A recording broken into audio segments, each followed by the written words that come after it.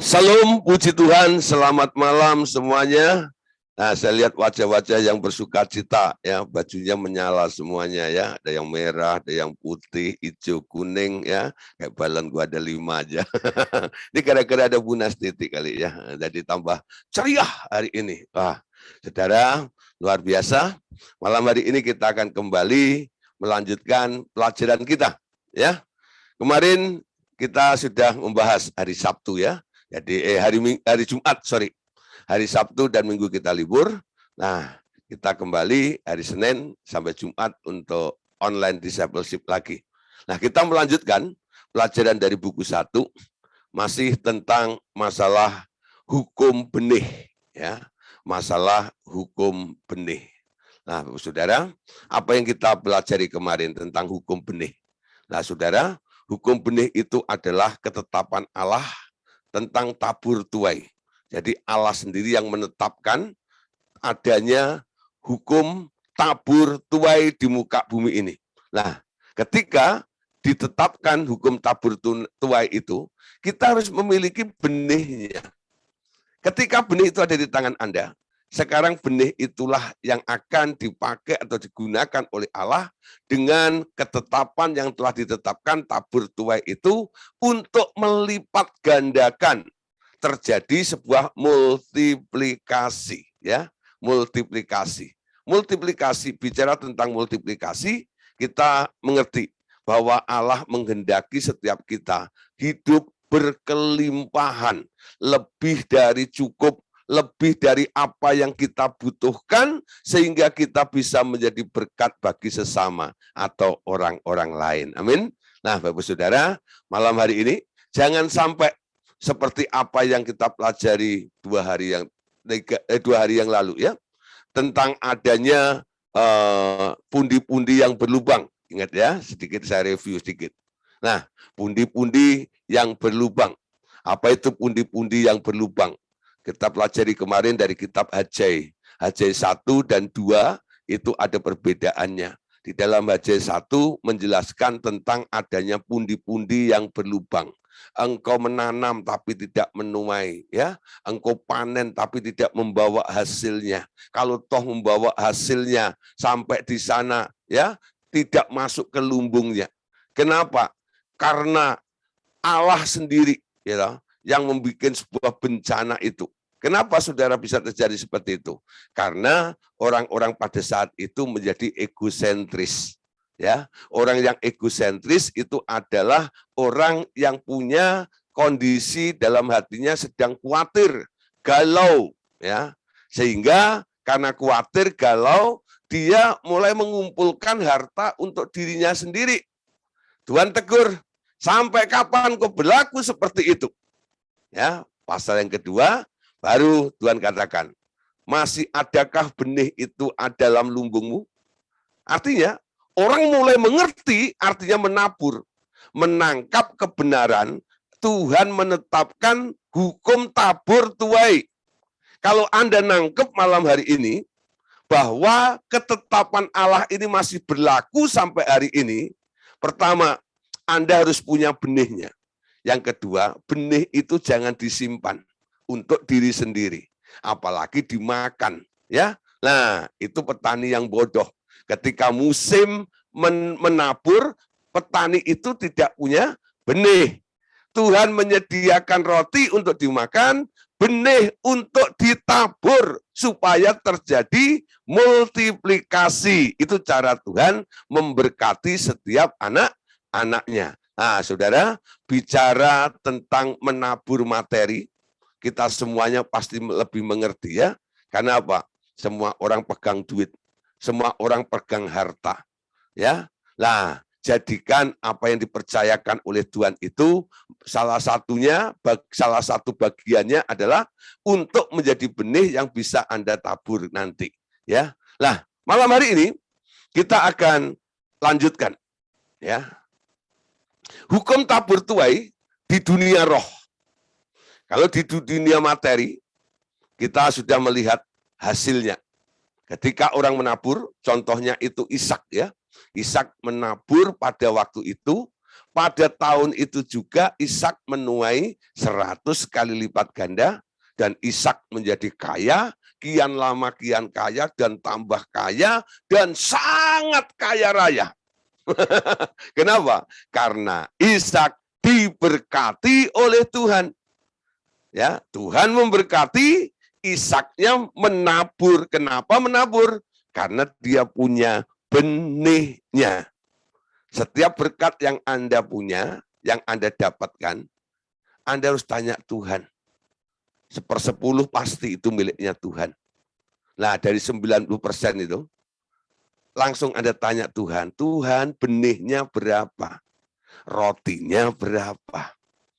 Nanti Tuhan mulai ya memberitahu Bapak Ibu Saudara, benihnya sekian. Kalau itu sudah menjadi ketetapan, Tuhan ingin melipat gandakan benih yang ada di tangan Anda. Nah, Anda tinggal bertanya lagi pada Roh Kudus. Roh Kudus, ladangnya apa? Ladangnya siapa? Ladangnya di mana? Karena Anda adalah anak-anak Allah yang dipimpin oleh Roh Allah, bukan? Enggak sembarang menabur. Ya, mesti tanya kepada Tuhan. Naburnya di mana? Jumlahnya berapa? Karena setiap tanah punya kapasitas, bukan? Ya. Nah, kalau benih itu bisa dibagi-bagi menurut kapasitas tanah atau ladang di depan Anda. Ya. Kalau ladang itu kapasitasnya cuma 1 kilo benih, lalu Anda tanamin 10 kilo benih, kira-kira, saudara, hasilnya maksimal enggak? Enggak. Kenapa? Tumbuhnya terlalu rapat. Betul enggak? Terlalu mepet. Enggak ada space, begitu loh. Nah, akhirnya setiap batang itu enggak maksimal menghasilkan buahnya. Jadi harus tepat juga. Jadi mulai belajar ya. Nah, sekarang mulai kalau nanti di gereja sudah onsite ya, Bapak Saudara mulai diedarkan kantong kolektor. Contoh ya. Mari Bapak Ibu Saudara, kita sekarang tiba saatnya untuk memberikan yang terbaik untuk Tuhan. Walaupun WL-nya bilang yang terbesar dan terbaik ya, dan terbanyak, ya, Anda jangan terpengaruh. Anda tetap ya tanya Roh Kudus. Roh Kudus, hari ini saya boleh memberikan persembahan berapa? Nanti Roh Kudus akan memberikan nominalnya kepada Bapak Ibu Saudara. Dan ini sekaligus untuk ajang belajar mendengar suara Tuhan lebih lagi ya dalam hal memutuskan berapa yang harus kita persembahkan juga. Amin. Jadi jangan dipatok. Pokoknya kalau kolektor 50.000. Pokoknya begitu ya. Nah, setiap dengar kata kolektor langsung ada tulisan di depannya itu goban 50.000 ya, atau 10.000 atau 100.000, langsung dipatok seperti itu. Jangan saudara ya. Nah, kalau toh Anda biasa melakukan mungkin kasih 100.000 ya, umpama dalam kolektor. Tapi hari itu Tuhan bilang, cukup 20.000. Kenapa lebih kecil? Nah, Tuhan tahu ladang di depan itu membutuhkan benih berapa. Diakumulasi dari jemaat-jemaat itu, karena Tuhan itu mengatur keuangan di muka bumi ini supaya terjadi keseimbangan. Lalu sisa benihnya itu Anda boleh tanya lagi kepada Tuhan. Tuhan, ya, benihnya kan 100.000. Sekarang engkau suruh tabur 20.000. Yang 80.000 buat siapa?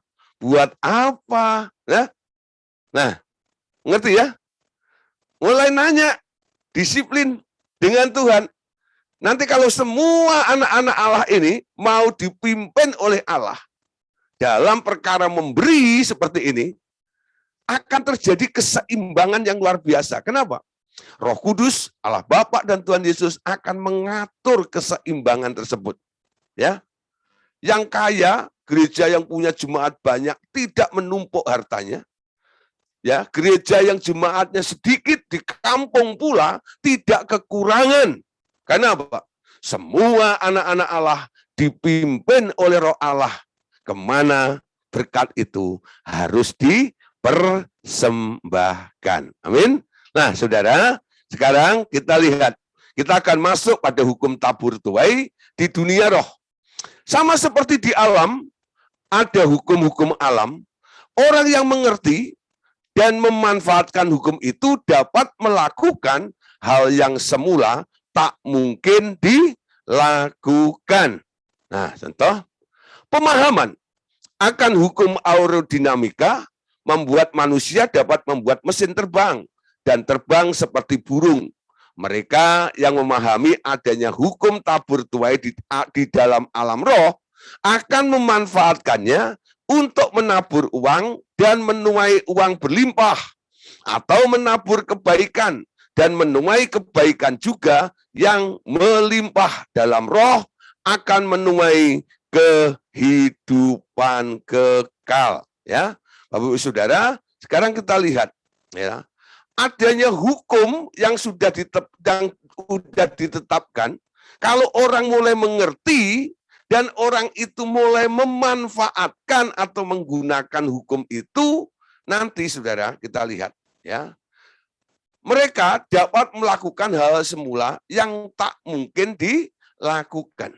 Jadi hukum yang ditetapkan oleh Allah tentang tabur tuai itu menjadi sarana yang mempermudah Bapak Ibu Saudara ya, untuk mencapai hal-hal yang tak pernah Anda bisa lakukan sebelumnya. Nah, tadi diberi contoh ya, manusia menemukan satu hukum aerodinamika. Nah, karena adanya hukum aerodinamika itu, sekarang Anda kalau pergi keluar pulau atau keluar negeri, Anda nggak usah lewat laut, lewat darat, tapi Anda bisa lewat udara. Ya.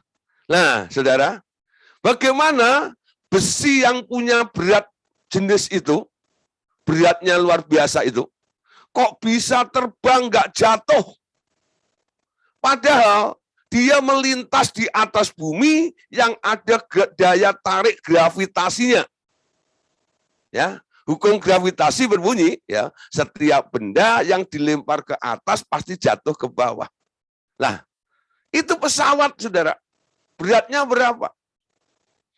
Ketika dia take off ya dari bumi naik ke atas, kenapa dia nggak jatuh? Kecuali ya ada kerusakan mesin, ya. Kecuali memang dia mau landing karena sudah sampai tujuannya. Nah, tapi kalau dia kondisi mesinnya baik, semuanya tidak ada masalah di atas, pesawat itu bisa stay di sana. Walaupun di bawahnya ada daya tarik yang menarik dia. Kenapa, saudara? Karena pesawat itu sekarang memanfaatkan satu hukum. Namanya hukum aerodinamika. Dari mana manusia bisa mempelajari satu hukum ini? Ketika manusia melihat satu makhluk namanya burung. Ya, nah, dia mulai terpesona dan mulai ingin tahu. Kok enak ya, burung itu mirip dengan ayam. Ya, model-modelnya mirip dengan ayam. Kakinya dua, punya sayap, seperti itu. Tapi kenapa si burung itu bisa terbang, ayamnya tidak? Ya, nah, dia mati terus gitu, si ayam gitu ya. Nah, setelah itu dia pengen tahu apa saja rahasianya si burung itu bisa terbang. Ternyata burung itu nggak diem. Sayapnya itu selalu digerakkan. Jadi yang membuat dia terbang itu adalah sayapnya. Ya. Nah, sekarang manusia mulai bikin bolang-baling, gitu enggak? Nah, ya, baling-baling kok bolang-baling gitu. Baling-baling ya. Bolang-baling kan makanan. Baling-baling gitu enggak? Nah, untuk memutar ya. Nah, untuk menimbulkan angin tekanan dan sebagainya seperti itu. Lah, sekarang pesawat itu bisa terbang. Dia bisa kuat untuk menahan daya tarik dari gravitasi bumi tersebut. Itu yang disebut hukum aerodinamika. Jadi sekarang manusia bisa terbang pakai sarana hukum aerodinamika. Anda begitu juga. Anda bisa melipatkan segala sesuatu, baik apa yang ada di alam materi ini maupun yang ada di alam roh, dengan satu hukum yang diberitahukan kepada Bapak Saudara malam hari ini. Dan hukum itu telah ditetapkan oleh Allah, yaitu hukum tabur tuai. Amin. Ya. Jadi hukum tabur tuai itu harus dipahami betul-betul.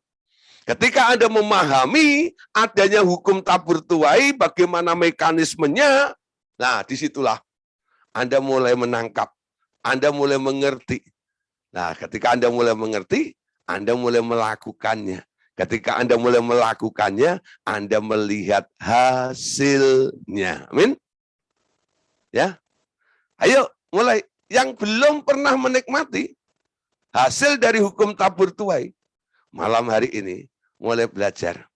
Ya, saya tidak mengajar Anda semuanya malam hari ini, ya, yaitu ilmu teologi kemakmuran, bukan. Ya, memang agak mirip, tapi ya bedanya di sini. Anda harus tanya Tuhan dalam segala sesuatu, tapi hukumnya sama. Hukum tabur tuai tersebut. Oke, saudara, kita lanjut ya. Kita lihat ayat-ayatnya dulu. Nah, Galatia 6 ayat yang ke-8. Sebab barang siapa menabur dalam dagingnya, ia akan menuai kebinasaan dari dagingnya. Tetapi barang siapa menabur dalam roh, ia akan menuai hidup yang kekal dari roh itu. Menabur daging, menuai kebinasaan. Menabur roh, menuai hidup yang kekal. Ya. Nah, jadi daging itu nanti akan menghasilkan kebinasaan.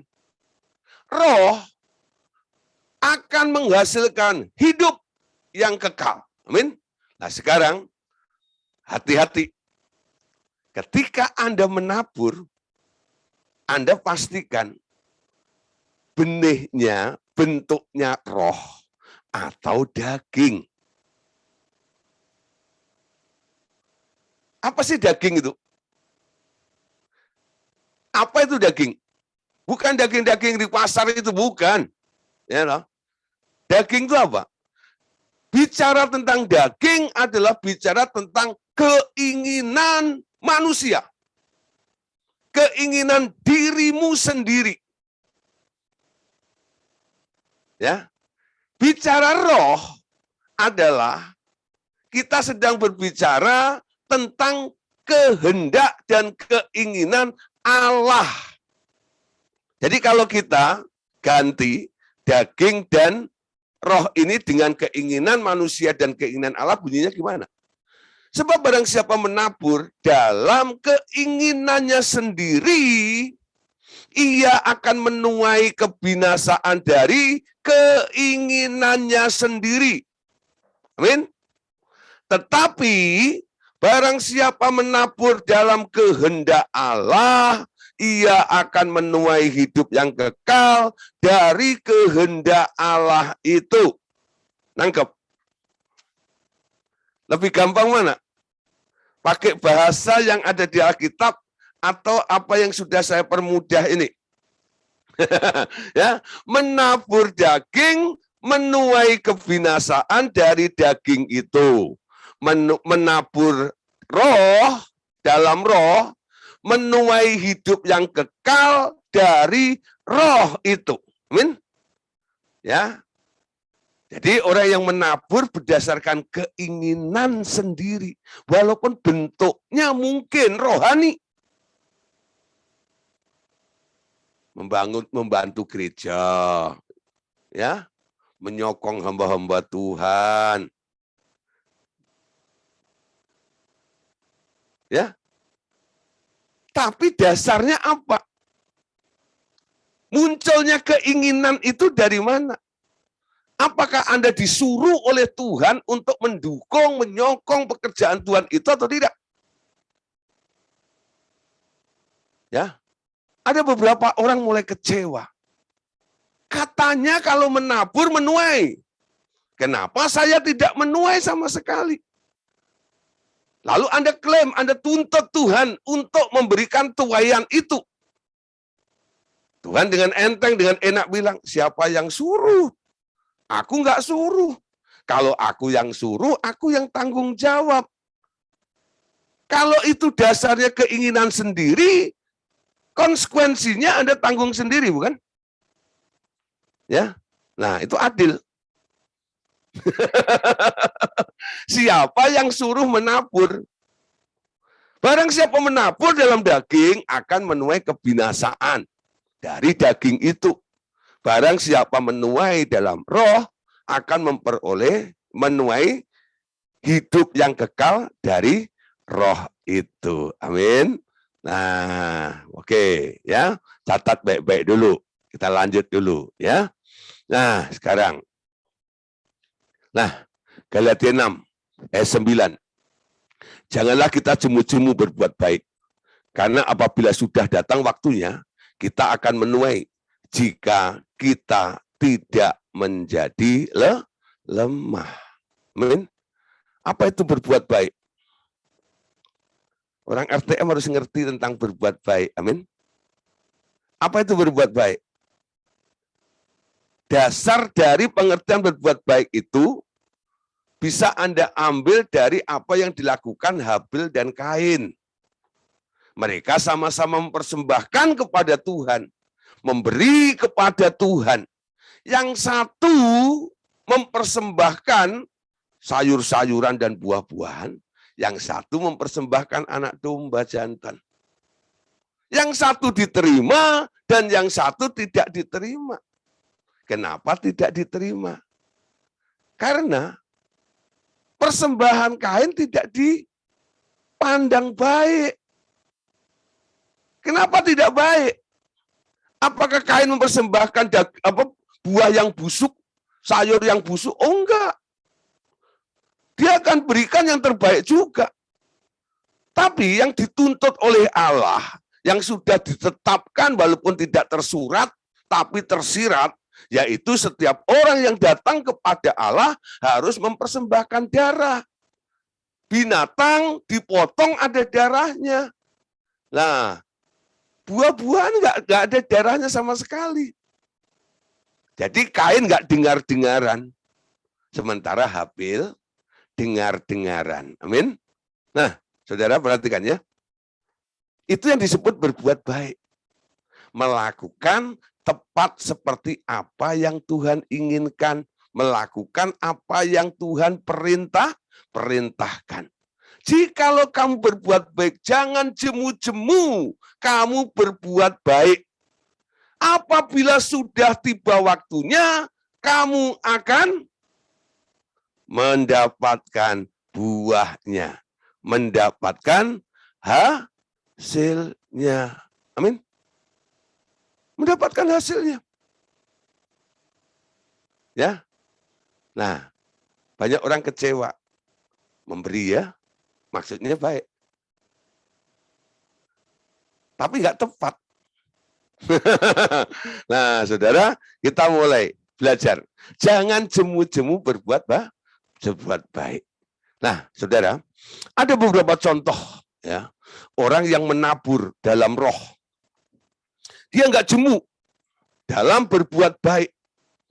Saya ambil contoh yang menabur dalam roh, Henokh. Kenal Henokh ya? Henokh itu hidup bergaul dengan Allah. Henokh mencapai umur 365 tahun. Alkitab mencatat, Henokh itu hidup berjalan dengan Allah selama 365 tahun. Jadi apa sebenarnya yang dilakukan oleh Henokh ini? Henokh membangun sebuah relationship, membangun sebuah hubungan dengan Allah dalam kurun waktu yang tidak pendek, tapi sangat-sangat panjang, ratusan tahun. Ya, membangun sebuah relationship hubungan bisa bertahan ratusan tahun, itu memecahkan rekor. Kalau dulu ada muri, mungkin Henok masuk kategori muri. Ya toh? Nah, karena muri adanya baru saja, ya. Jadi Henok udah nggak catat. Tapi Alkitab yang mencatat. 365 tahun dia berjalan dengan Allah. Apa yang dilakukan oleh Henok? Dia berjalan beriringan dengan Allah. Nurut dengan Allah. Memang tidak banyak prestasinya Henok itu. Tapi kita perhatikan. Ketika Henok pada puncaknya, 365 tahun, Henok tidak ada lagi. Henok diangkat oleh Allah. Kenapa? Karena dunia tidak bisa menerima dia. Ya. Kenapa dia bisa lakukan seperti itu? Dia tidak jemu-jemu berbuat baik. Kata tidak jemu-jemu itu, saudara, membutuhkan kurun waktu yang lama. Ujian waktu. Ya, Anda bisa bertahan membangun relationship dalam sebulan, setahun, 2 tahun, 5 tahun. Tapi kalau Anda jadi Henok, apakah Anda bisa lakukan itu seperti Henok itu? Ya, lah Bapak Saudara, Henok menabur dalam roh. Nurut Tuhan. Padahal dia punya keinginan sendiri. Dia punya anak, dia punya istri, dia punya keluarga, tapi dia bisa berkenan kepada Allah. Ya. Nah, Henok tidak menabur dalam daging. Dia menabur dalam roh. Dan dia memperoleh hidup yang kekal. Contoh yang kedua. Siapa kira-kira? Nuh. Ya, Nuh. Nuh hidup di zaman orang yang sudah bejat moralnya. Sampai Allah, Bapa, Tuhan Yesus, dan Roh Kudus itu bikin rapat sidak, ya, rapat mendadak. Wah, manusia kondisinya bukan tambah baik. Semua yang dipikirkannya selalu menghasilkan kejahatan. Akhirnya, dari musyawarah itu diambil keputusan, kami menyesal membuat manusia itu. Ya, kalau jadinya kayak begini, ngapain dulu kita bikin? Ya, itu puncaknya zaman Nuh.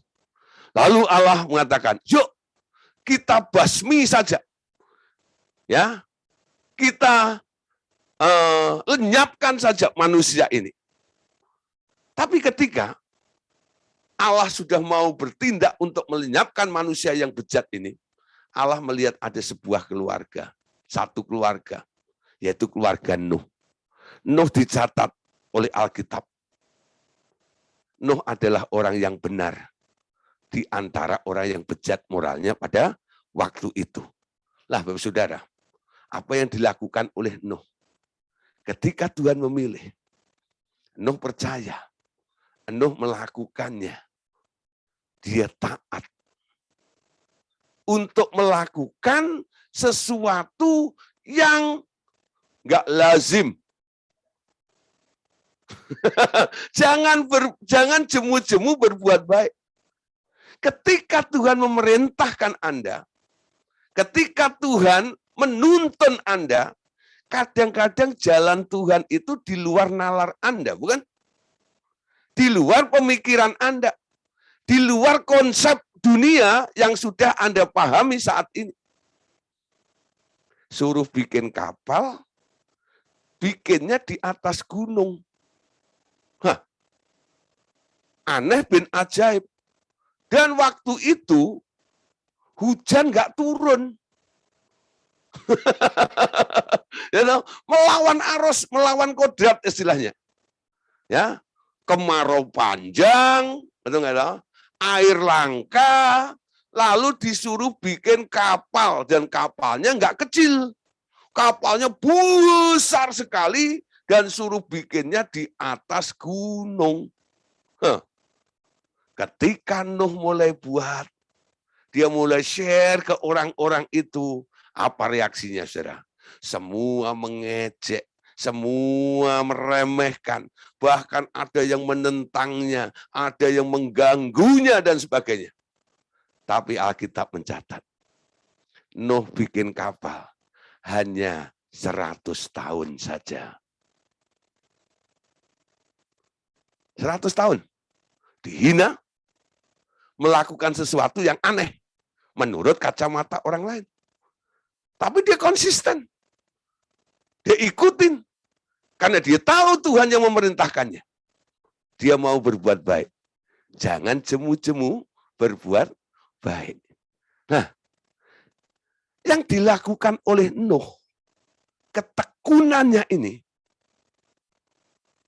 Nuh sedang menabur di alam roh. Amin. Menabur secara roh. Orang yang menabur ketekunan seperti Nuh ini, Anda lihat, mendapat hidup, bukan? Yang lainnya mati dibinasakan. Nuh dan keluarganya, 8 orang selamat. Karena nurut Tuhan. Ya, dia selamat. Karena nurut Tuhan. Memperoleh hidup. Yang enggak nurut, mati semuanya. Binasa, ditelan oleh air, bah itu semuanya. Paham maksudnya? Ya, Henok, Nuh, ya. Nah, sekarang contoh lain lagi. Saya kasih contoh yang di Alkitab. Ya, Abraham. Abraham ini adalah pribadi yang unik. Tapi dia luar biasa. Bahkan Abraham itu disebut sebagai bapak orang beriman karena dia melakukan langkah-langkah iman yang mengagumkan itu. Nah, Abraham, kita lihat, dia banyak menabur kebaikan.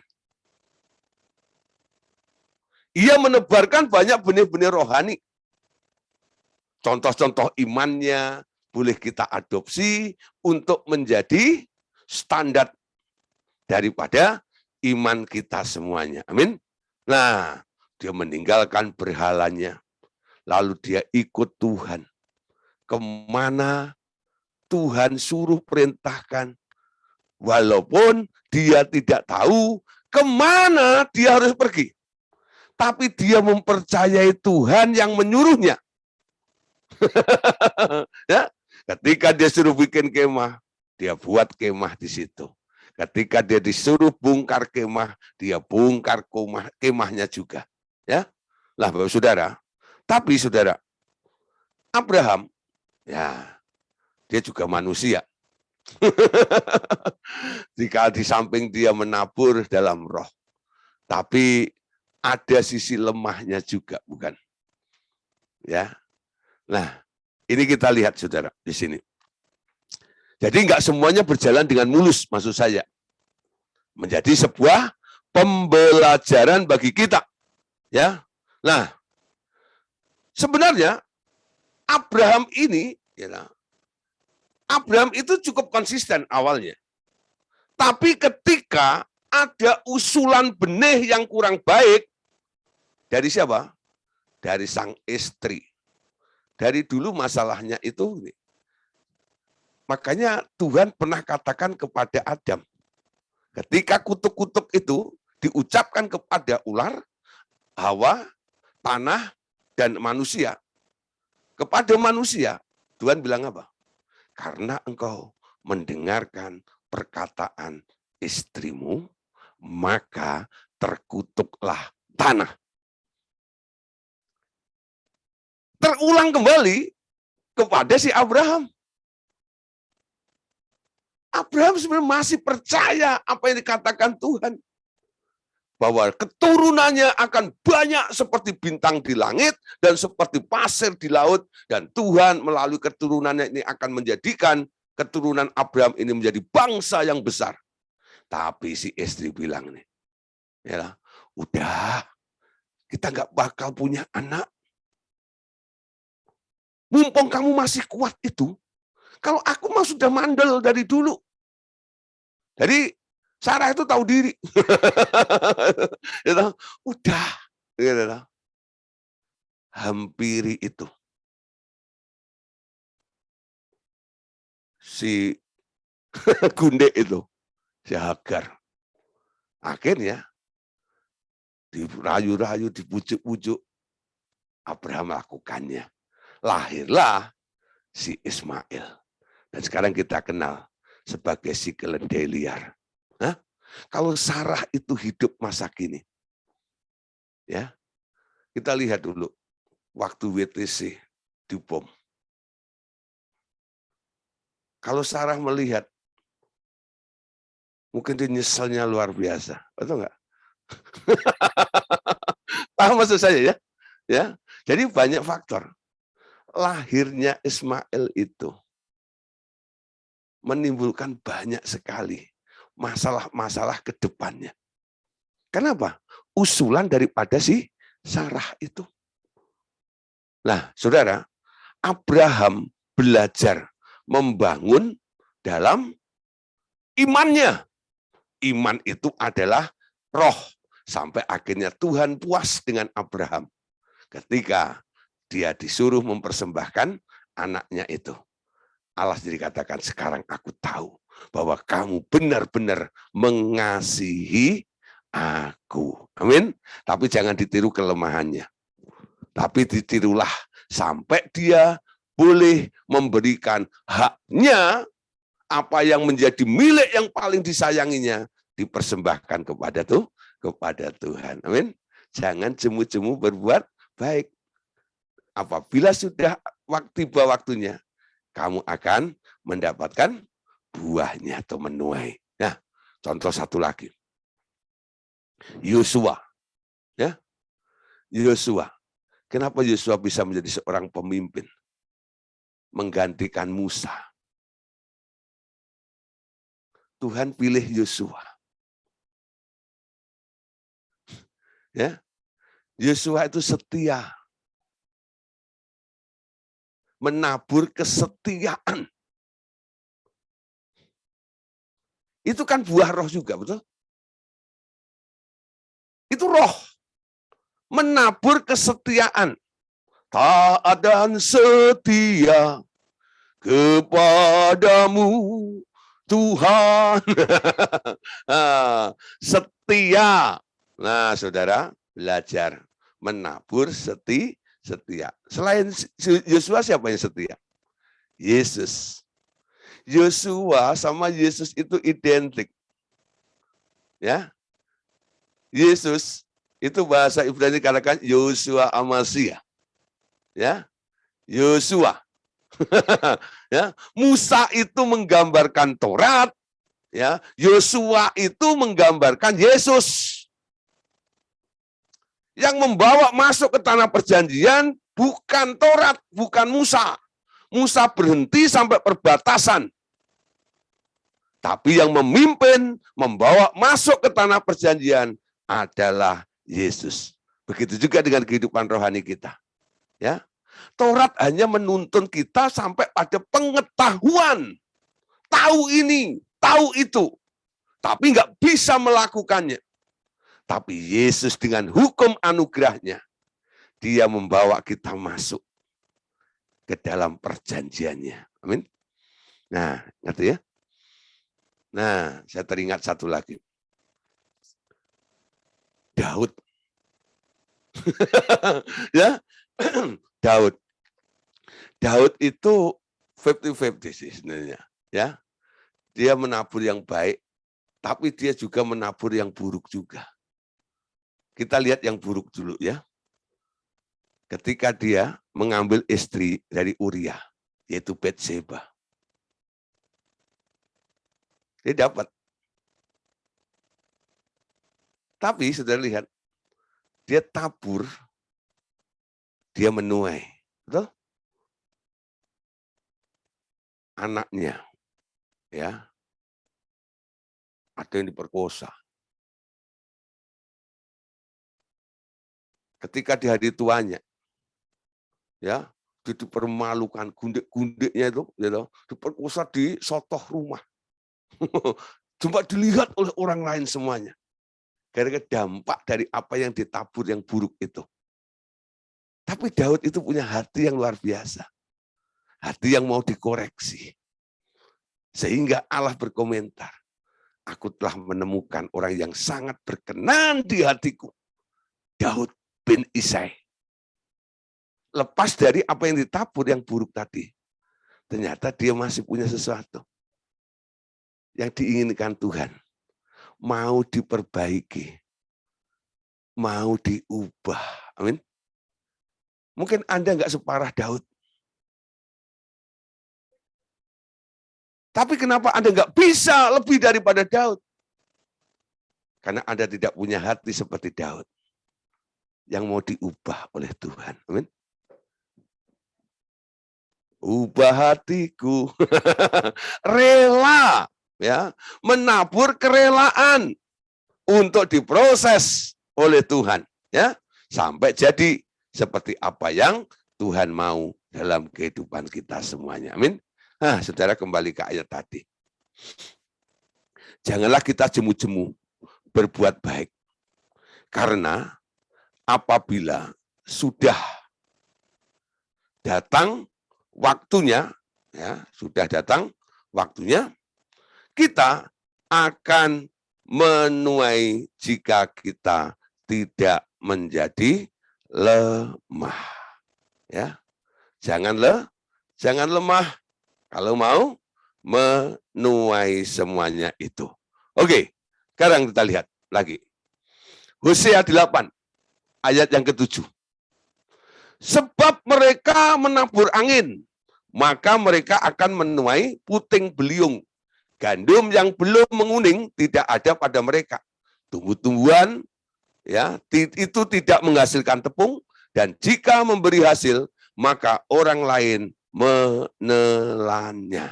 Nah, yang di headlight merah ini, mereka menabur angin, maka mereka akan menuai puting beliung. Nah, ini contoh dalam kehidupan kita sehari-hari apa? Menabur angin, menuai puting beliung itu apa, saudara? Menabur angin, menuai puting beliung itu apa? Itu tukang gosip loh. Ya, tukang gosip. Digosok semakin sip. Amin. Wah, di sini nggak ada tukang gosip, nggak ada. Ya, bukan wajah-wajah penggosip. Ya, ya. Nah, menabur angin, menuai puting beliung. Nah, umpama satu hari ya, mungkin ya ada seorang ngomong ke temennya, tahu nggak? Ya, si A itu begini, gini.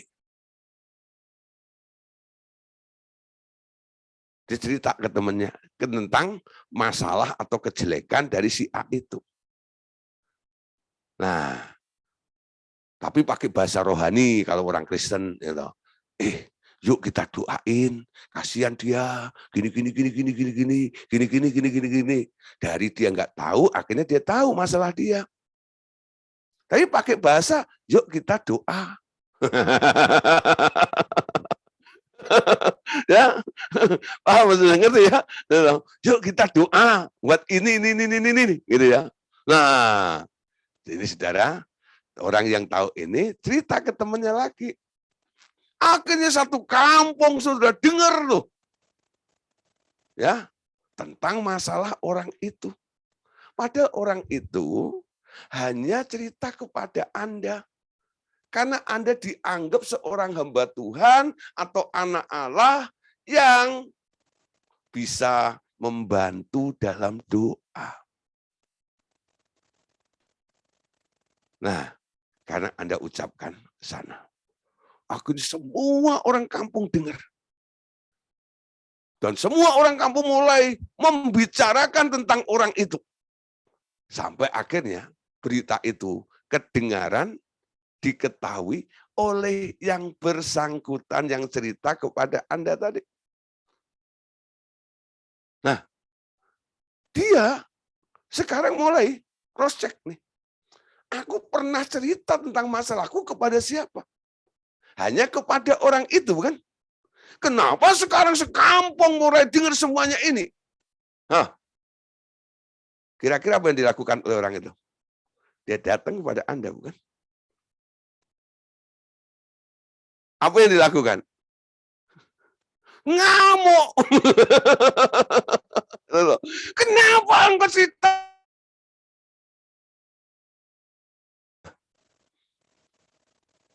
Anda menabur angin, menuai puting beliung itu. Itu maksudnya begitu loh. Ya. Nah,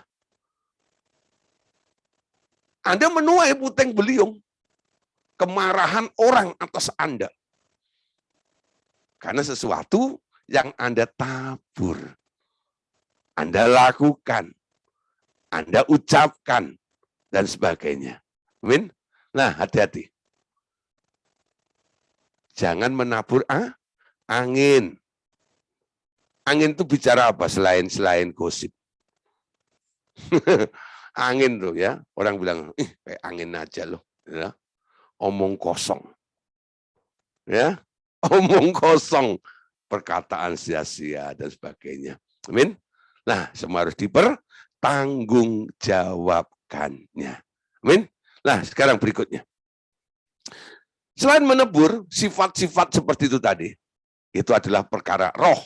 Ya, Anda akan menuai kalau tidak jemu-jemu dalam berbuat baik tersebut. Nah, sekarang firman adalah benih ternyata ya. Firman itu adalah benih. Perhatikan, prinsip yang sama dipakai juga oleh Allah sendiri dalam memperbanyak umat manusia dengan membuat Adam dan Hawa sebagai benih pertama dan mereka berkembang biak menjadi umat manusia yang memenuhi bumi. Dalam hal membangun kerajaan Allah di atas muka bumi, ia mulai dengan satu orang, yaitu Yesus Kristus yang lahir di bumi. Dari dia, kemudian kerajaan Allah bertumbuh dan berkembang di seluruh bumi itu. Ya, nah, saudara, sekarang lihat. Kenapa terjadi multiplikasi gereja?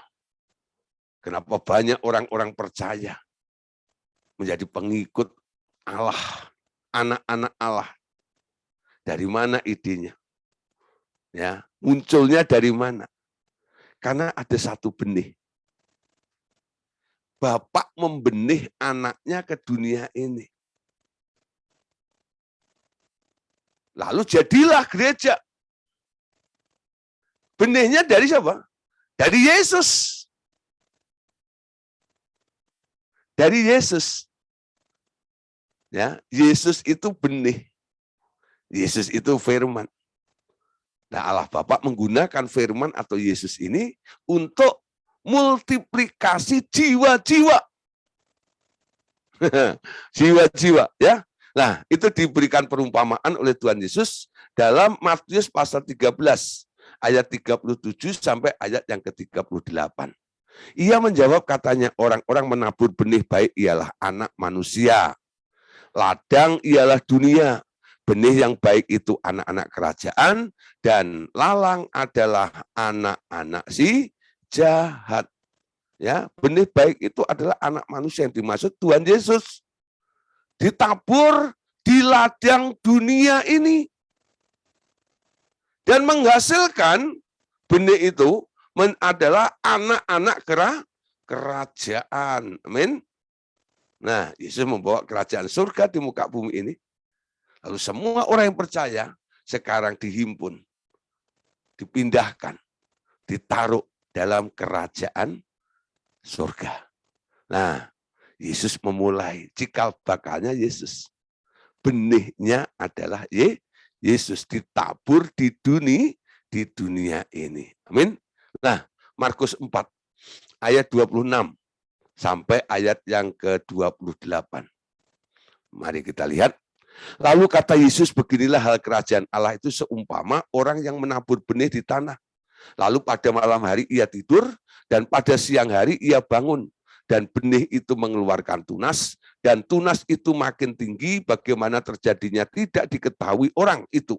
Bumi dengan sendirinya mengeluarkan buah Mula-mula tangkainya, lalu bulirnya, kemudian butir-butir yang penuh isinya dalam bulir itu.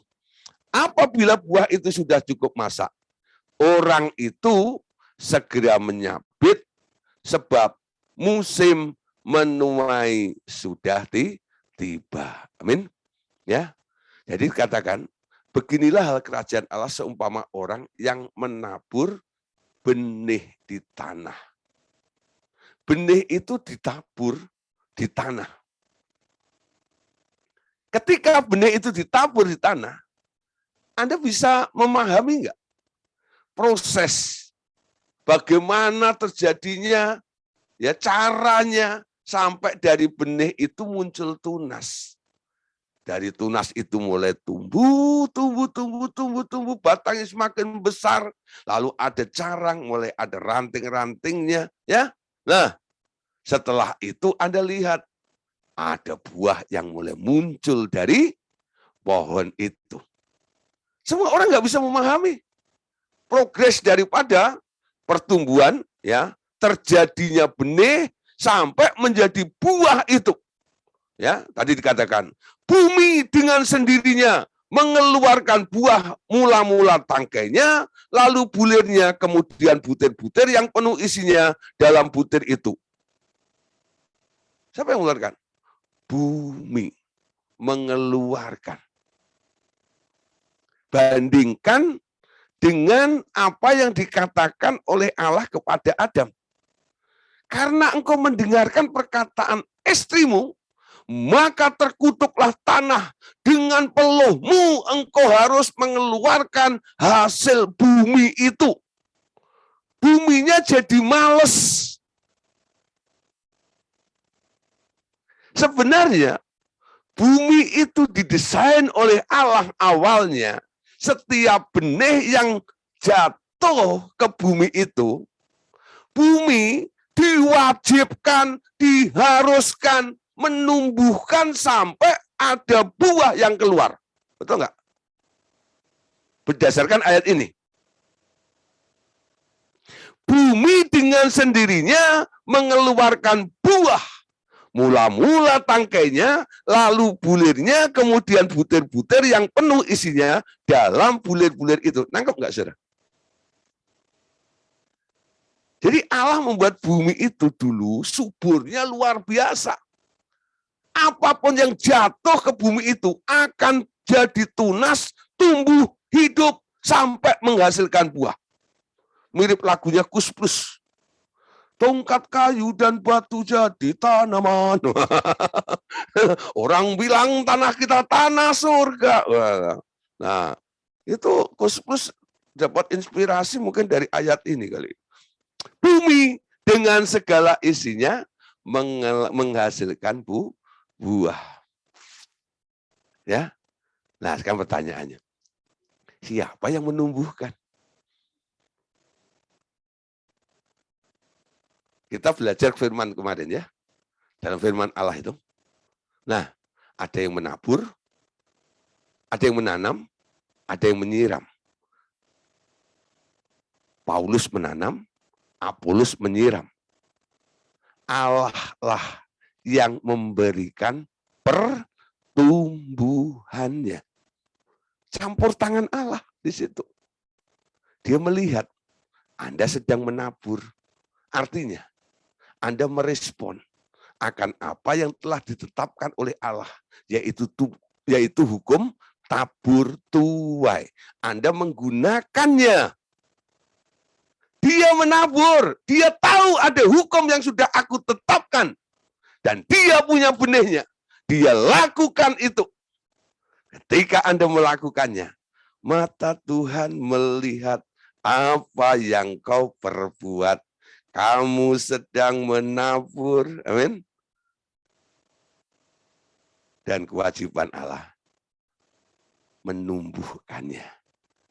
Nah, melalui media bumi ini. Nah, saudara, perhatikan ya. Tapi saudara, ya kita lihat banyak orang hanya berfokus kalau bicara benih selalu dikaitkan dengan duit saja. Ya, di sini saya tidak sedang bicara ya spesial tentang menabur duit, saudara. Memang itu ada, ya. Tapi, saudara, yang dimaksud benih di dalam Alkitab ini sebenarnya bukan mengacu kepada duit. Hal kerajaan surga itu tentang duit ada ayatnya yang lain yang dikatakan oleh Paulus. Ya. Nah, tapi apa yang dikatakan oleh Tuhan Yesus dalam perumpamaan ini, benih di sini bukan duit. Ya, apa kalau bukan duit sekarang? Oke, kita lihat ya. Dalam kitab Lukas pasal 8 ayat yang ke-11. Inilah arti perumpamaan itu. Benih itu ialah firman Allah. Amin. Benih itu adalah firman, ya. Benih itu adalah firman. Amin. Nah, sekarang diajar apa di sini? Selain menabur harta, menabur kebaikan, menabur sifat-sifat dalam kehidupan kita ini yang baik, ya. Nah, sekarang diajar satu hal lagi. Menabur firman. Karena semua orang yang ditebus oleh Tuhan, Anda akan dijadikan hamba Tuhan. Amin. Hamba Tuhan itu beda dengan pendeta loh. Pendeta itu jabatan dalam sebuah organisasi. Ya. Ada pendeta muda, pendeta pembantu, ya. Ada pendeta tua, pendeta senior. Nah, PDP, PDM, PDT gitu ya. Lah, itu masa pengabdiannya seperti itu. Lalu diakui secara organisatoris. Ya. Nah, Bapak Saudara, saya tidak bicara tentang organisasi. Semua orang yang ditebus oleh Allah, semua akan dijadikan hamba-hamba Allah. Amin. Orang-orang yang mengikuti apa yang diinginkan oleh Allah. Salah satunya apa? Menabur firman. Menabur firman. Ya. Semua yang percaya kepada Yesus, ada Yesus di dalam diri Anda, bukan? Jangan terus bilang, Pak, saya belum sekolah Alkitab. Ini tidak dimonopoli oleh orang yang sudah sekolah Alkitab. Semua yang ada Yesus di dalamnya harus bisa memanifestasikan Yesus di dalamnya. Yesus itu kan firman. Firman itu harus keluar, berdampak. Boleh Anda ceritakan. Tabur firman itu. Kebenaran demi kebenaran. Mungkin melalui pengalaman Anda. Mungkin apa yang Anda ketahui dari rema yang diberikan oleh Allah kepada Anda. Lalu Anda mulai share kepada beberapa orang. Firman itu menguatkan. Amin. Nah, mulai belajar di sini. Menjadi pewarta-pewarta firman. Bukan khotbah. Saya mengajar seperti ini. Betul memberitakan firman. Jadi undang di gereja untuk khotbah. Betul menyampaikan firman. Ya, ketika saya share live, saya membagikan pengalaman saya. Membagikan kesaksian saya. Ya, menguatkan, menasehati orang-orang di sekitar saya. Itu membagi firman juga. Menyampaikan firman. Amin. Saya tidak bicara khotbah, bukan. Menyampaikan firman. Hendaklah hidupmu penuh dengan firman. Amin. Sehingga kalau orang penuh dengan firman, ditabok keluar apa? Keluar firman. Tapi kalau hidupnya penuh dengan kejengkelan, ditabok, muntap. Onjok. Tapi kalau hidupmu penuh dengan firman, Ya, kan? Mau diapain aja, digoncang-goncang. Yang keluar apa? Ya firman, amin. Nah, firman itu harus penuh dalam hidup Anda. Amin. Nah, Wahyu pasal 14, ayat yang ke-15. Wahyu 14 ayat 15. Maka keluarlah seorang malaikat lain dari bait suci, dan ia berseru dengan suara nyaring kepada dia yang duduk di atas awan itu. Ayunkanlah sabitmu itu dan tuailah, karena sudah tiba saatnya untuk menuai, sebab tuaian di bumi sudah masak. Saudara, ada saatnya nanti, yaitu saat penuaian. Tuhan katakan, keluar, lihat, ladang sudah menguning dan siap untuk dituai. Nah, ayo mulai menuai. Tuaian sudah ada di sekitar Anda. Jangan fokus pada dirimu terus. Wah, Gideon, utangku belum lunas. Pamer utang. Ya, Pak Gideon, semua anggota tubuh itu enggak ada yang sehat. Dari ubun-ubun sampai jempol kaki. Ya, gantian tiap jam. Nah, ada aja keluhannya ini, keluhannya itu. Ya, nah, saudara, mulai belajar. Ya, jangan fokus pada dirimu sendiri. Tuhan mulai mengingatkan kepada kita semuanya. Pandang sekelilingmu. Coba mulai tengok kiri Anda. Tembok. Ini ada di rumah. Nah, besok lihat nih ya, di sekitar Anda. Pandang sekelilingmu. Tuaian sudah siap untuk dituai. Kalau Anda tidak sigap, tidak cepat untuk melakukannya, sesuatu yang sudah matang, yang sudah siap untuk dituai, Anda tidak petik. Apa yang terjadi? Busuk. Amin. Halo? Ketika masa tuaian, bulir itu sudah matang, Anda punya tugas untuk menuai, lalu Anda tidak menuai, dia tetap gantung di pohon itu, apa yang terjadi? Buah itu akan busuk. Kelewat. Betul enggak? Kalau Tuhan bilang hari ini, pandang sekelilingmu. Jangan sampai saudara kesempatan itu lewat begitu saja. Semua orang diberi kesempatan oleh Tuhan untuk menjadi seorang penuai. Amin. Amin. Tapi banyak orang nggak mau lihat kiri kanan. Selalu lihat dirinya sendiri.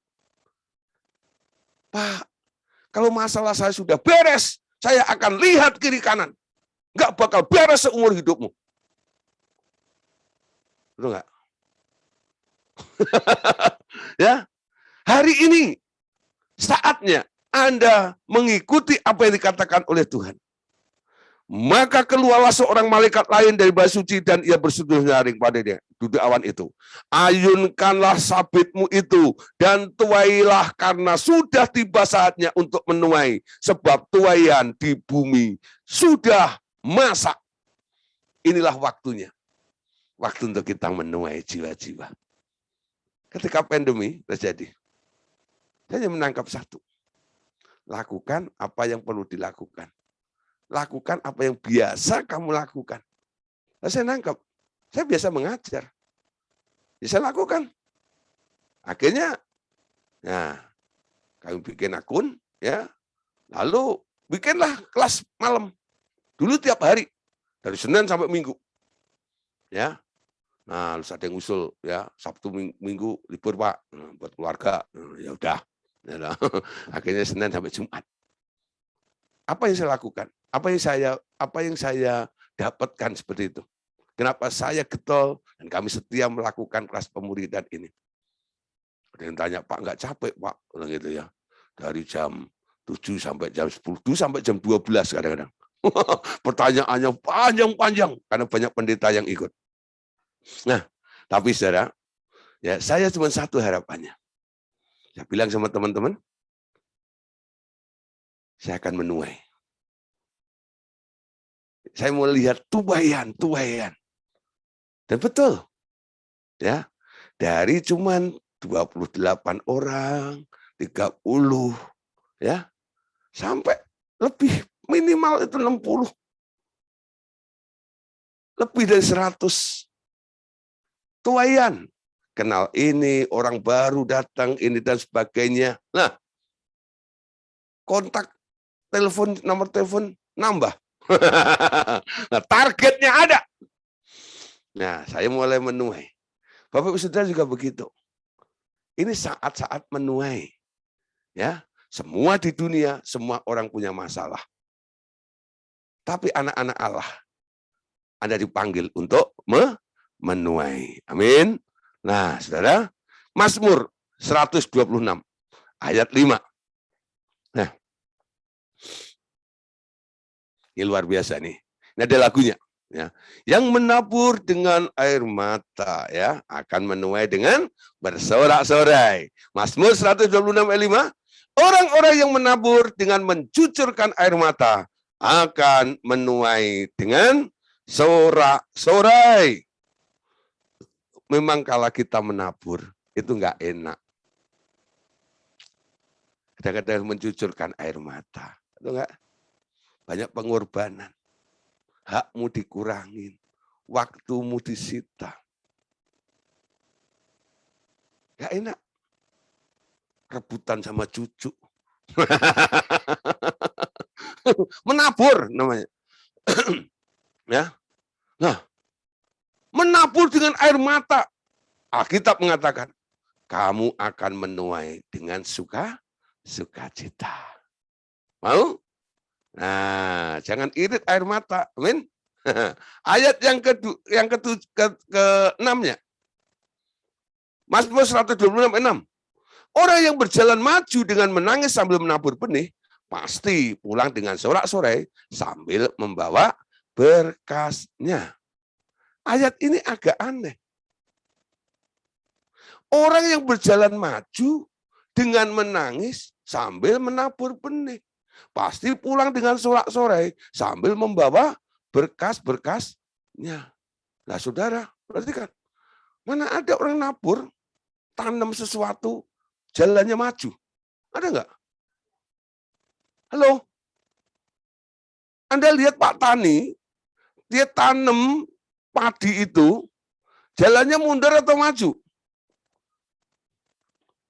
Yang nggak pernah ke kampung nggak ngerti. Itu kayak loh. Nah, yang orang kampung-kampung itu ngerti itu ya, di Lombok. Makku.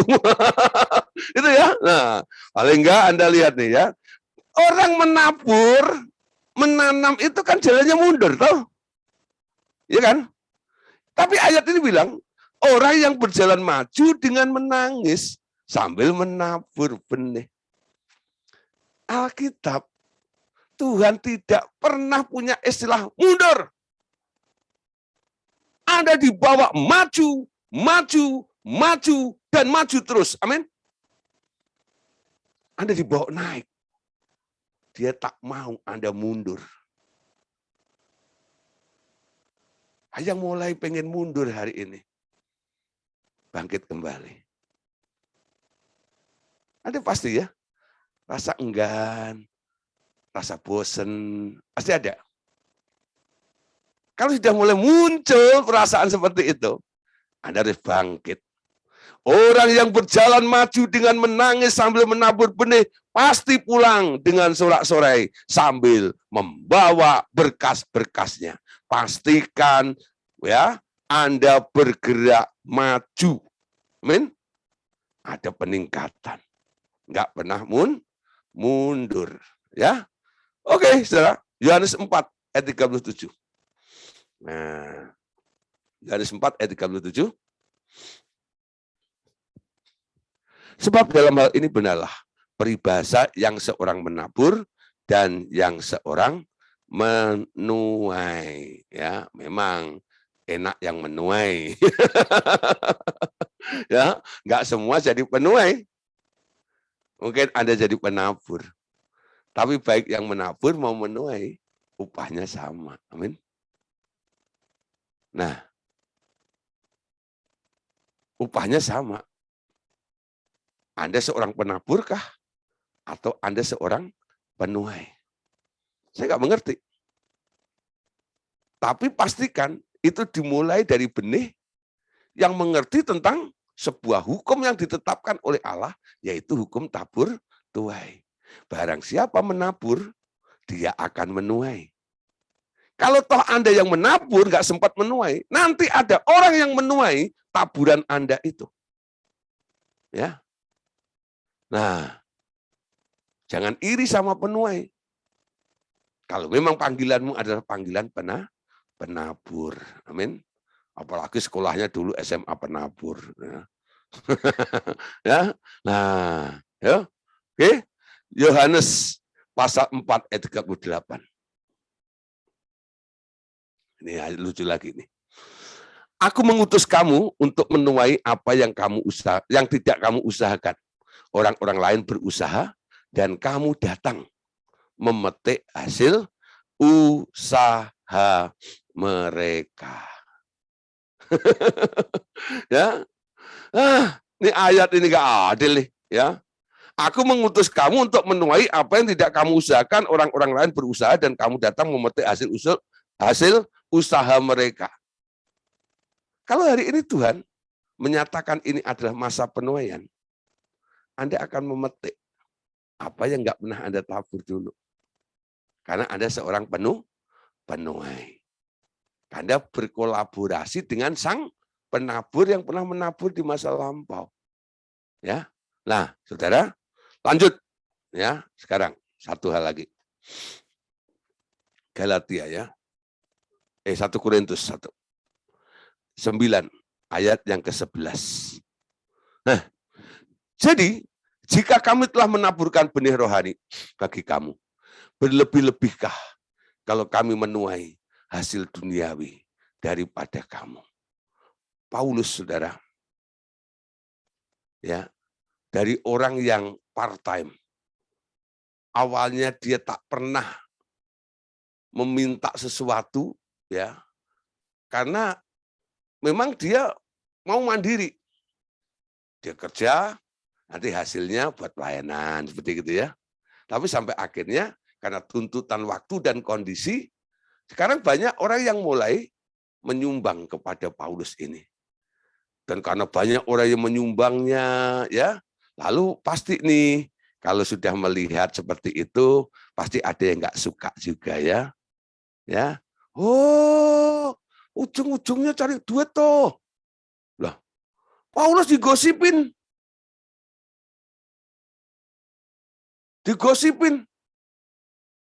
Kamu khotbah cari duit ya? Nah, Paulus dengan lantang sudah dia mengatakan kepada orang-orang yang mencemooh itu. Jadi jika kami telah menaburkan benih rohani bagi kamu, berlebih-lebihkah kalau kami menuai hasil duniawi daripada kamu? Enggak ya? Kalau dibanding sebenarnya gitu ya. Aku bisa orang-orang mulai memberi, mempersembahkan sesuatu kepada kami. Kenapa mereka melakukannya? Pasti ada alasannya. Apakah itu berlebihan? Paulus bilang gitu ya. Kami telah melakukannya menabur benih rohani. Kalau kami memperoleh ya menuai hasil duniawi daripada kamu, berlebihkah itu? Ya enggak juga. Betul ya? Nah, tapi pelayanan jangan dijadikan ajang untuk cari nafkah. Ya. Nah, apa yang Anda tabur, Anda pasti Anda tuai. Satu benih lagi, Saudara, yang tak kalah penting. Apa itu? Nah, ini dia. Benih ilahi. Ia mengubah manusia yang percaya dengan menanamkan benih ilahi, yakni roh Yesus di dalam hati manusia, yang kemudian bertumbuh menjadi manusia yang segambar dengan Yesus Kristus. Nah, itulah yang disebut sebagai cloning Yesus. Ayatnya di mana? 1 Petrus 1 ayat 23. Karena kamu telah dilahirkan kembali, Bukan dari benih yang fana, tetapi dari benih yang tidak fana oleh firman Allah yang hidup dan yang kekal.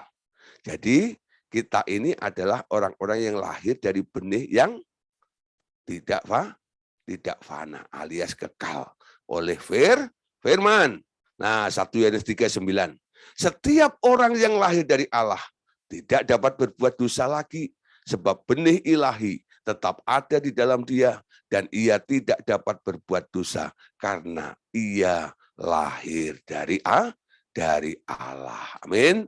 Nah, Bapak Saudara, tentang benih ilahi ini saya percaya Bapak Saudara sudah hafal orang RTM. Ada potensi di dalam hidup Anda untuk selalu menang, selalu bertumbuh, karena benih yang ada di dalam diri Anda itu adalah benih yang berkualitas, benih yang unggul, ya. Dan itu telah dipraktekkan oleh Yesus sendiri. Kalau Yesus tidak gagal menggunakan benih itu, Anda pun juga bisa. Kenapa? Benihnya sama. Amin. Benihnya sama. Benih Yesus yang ada pada Yesus dan benih yang ditaruh dalam diri Anda itu tidak berbeda sama sekali. Kalau Yesus bisa, Anda pun juga bisa. Amin. Oke, Saudara, puji Tuhan. Malam hari ini kita sudah tuntaskan tentang hukum benih. Besok kita akan membahas bab baru, yaitu masalah pindah daerah atau pindah kerajaan. Amin. Oke, Tuhan Yesus memberkati kita semuanya. Amin.